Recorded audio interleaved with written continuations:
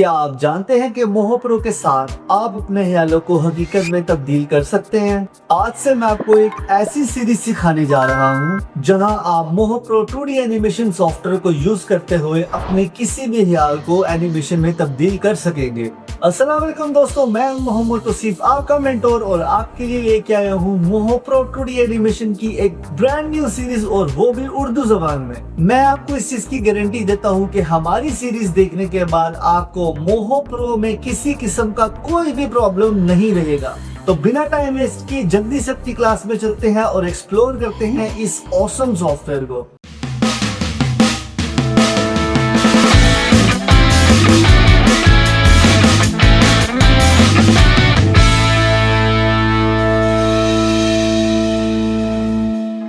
अस्सलाम वालेकुम दोस्तों, तो आज की क्लास के अंदर हम लोग जानने वाले हैं मोहो सॉफ्टवेयर के बेसिक यूज़र इंटरफेस पैनल के बारे में कि इसके पैनल्स क्या क्या काम करते हैं। तो बिना टाइम वेस्ट किए जल्दी से चलते हैं अपनी स्क्रीन पर और इस ऑसम सॉफ्टवेयर को डीपली एक्सप्लोर करते हैं। जैसे कि सॉफ्टवेयर आपके सामने अवेलेबल हो चुका है, मैं वन बाय वन हर एक चीज़ को एक्सप्लोर करके आपको बताने की कोशिश करूँगा कि एज न्यू कमर या न्यू यूज़र आपको किस तरीके से इस सॉफ्टवेयर के साथ थोड़ा फेमिलियर होना है।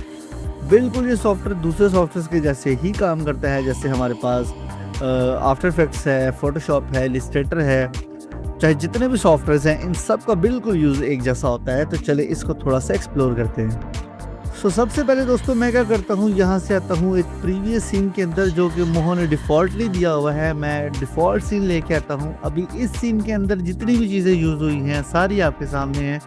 ये सारी लेयर्स हैं जो हम यूज़ करते हैं और सबसे इम्पॉर्टेंट इसमें बटन है यहाँ पे प्ले एंड पॉज का, जो कि आपको यहाँ बॉटम में मिलता है, जिससे आप अपने सीन को प्ले और पॉज कर पाएंगे, जो कि यहाँ पे बेस करता है।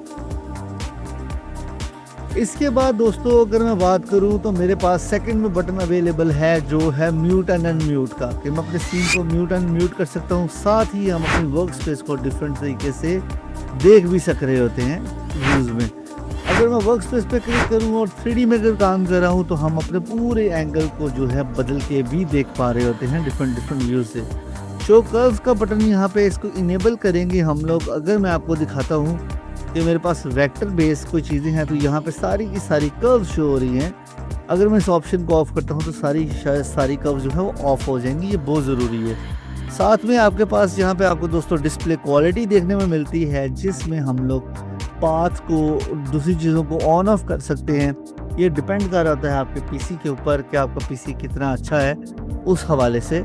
तो मैं सिंपली यहाँ से पाथ को ऑन ऑफ करके भी इसकी क्वालिटी को देख पा रहा हूँ। जो इसके अंदर चीज़ें ऐड करना चाहे वो हम लोग कर सकते हैं, जो निकालना चाहे वो निकाल सकते हैं। मीडियम और हाई क्वालिटी इसके अंदर दी गई है। अब दोस्तों अगर मैंने इसकी रेंडर लेके देखनी है तो मैं फाइल में आऊँगा और सिंपल प्रीव्यू पे क्लिक करूँगा तो मुझे ये फाइनल एनिमेशन के बाद जो चीज़ होगी उसका रिव्यू दिखा रहा है। तो रेंडर हम लोग इस तरीके से कर सकते हैं, प्रीव्यू में आके इस तरीके से मुझे पता चलेगा हमारा शॉट कैसा चल रहा है। उसके बाद आप ये देखें कि ये सारे का सारा लेयर पैनल है, जिसके अंदर बैकग्राउंड्स भी हैं, इसके अंदर काफ़ी सारी चीज़ें हैं। ये सारी की सारी चीज़ें हमें यहाँ से हम इसमें ऐड ऑन कर सकते हैं। मैं इमेजेस, वेक्टर, लेयर जो यूज़ करूँगा वो सारी की सारी यहाँ पर डिटेल आ रही है। इसकी बेस के ऊपर ही हमारे सारे के सारे लेफ़्ट साइड के ऊपर जो मेन्यू हैं वो भी चेंज हो रहे होते हैं। जैसे कि मैं आपको दिखाता हूँ कि अगर मैंने मिसाल के तौर पे यहाँ से इमेज सेलेक्ट की है तो आप देखेंगे कि यहाँ पे बिट मैप का एक जो है वो बार आना शुरू हुआ है। लेकिन अगर मैं वेक्टर क्लिक करता हूँ यहाँ से तो मेरे पास ये ड्रॉ मैप का बटन आना शुरू हो गया। मतलब ये हमारे बदलते रहते हैं साथ साथ में। ये नीचे मेरे पास एनिमेशन पैनल है। ऑब्वियसली हम इसके ऊपर बाद में काम करेंगे और हमारी सारी की सारी चीज़ें इस पर ही काम करने वाली है। ये सारे के सारे टूल जो हैं हम लोग इंशाल्लाह अपनी फर्दर क्लासेस में एक्सप्लेन करके देखेंगे।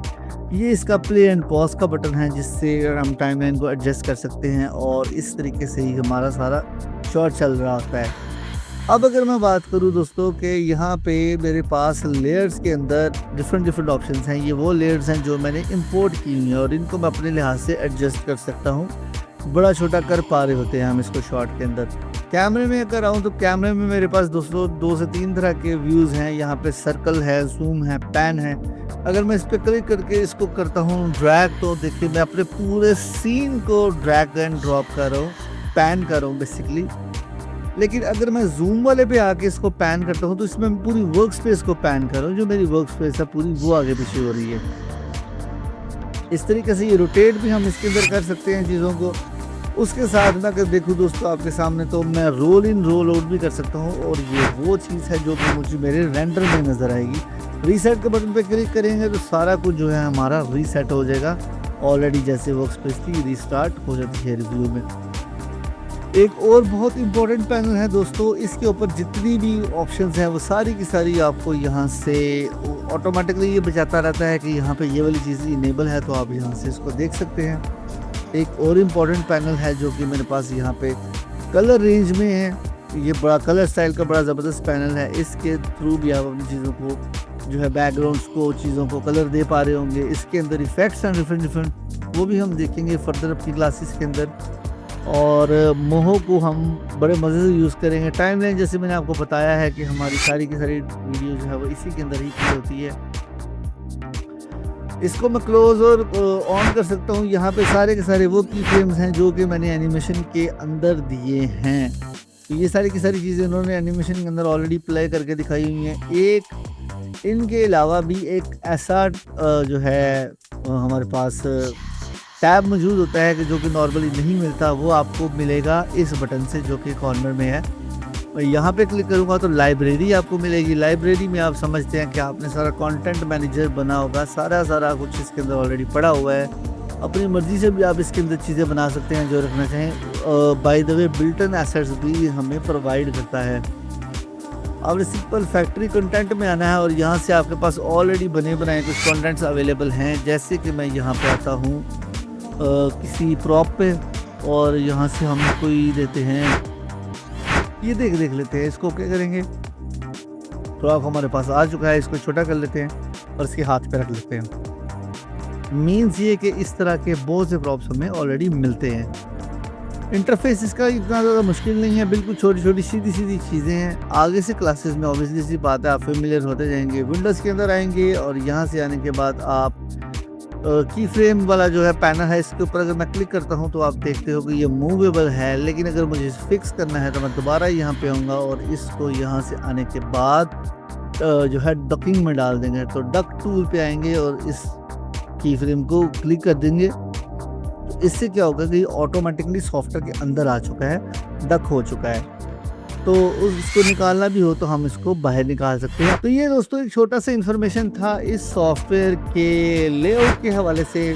बहुत आसान है ये, इसमें कोई इतनी बड़ी रॉकेट साइंस नहीं है। हाँ, लेकिन ये सॉफ्टवेयर बहुत बड़ा है और इसके लिए अगर आपकी इलस्ट्रेशंस अच्छी हैं तो ये आपके लिए समझ लो कि गॉड गिफ्टेड सॉफ्टवेयर है। बाकी इसके अंदर फेमिलियर इंशाल्लाह आप होते रहेंगे। ये तो सिर्फ सेकंड क्लास थी जिसमें हम लोगों ने सिर्फ थोड़ा सा इस टूल के बारे में जानने की कोशिश किया कि एक्चुअली में इसके अंदर क्या क्या होता है। अगर आपको क्लास की समझ आ रही है तो प्लीज़ इसे ज़रूर देखिएगा और मैं मिलता हूँ आपसे फिर नेक्स्ट क्लास में।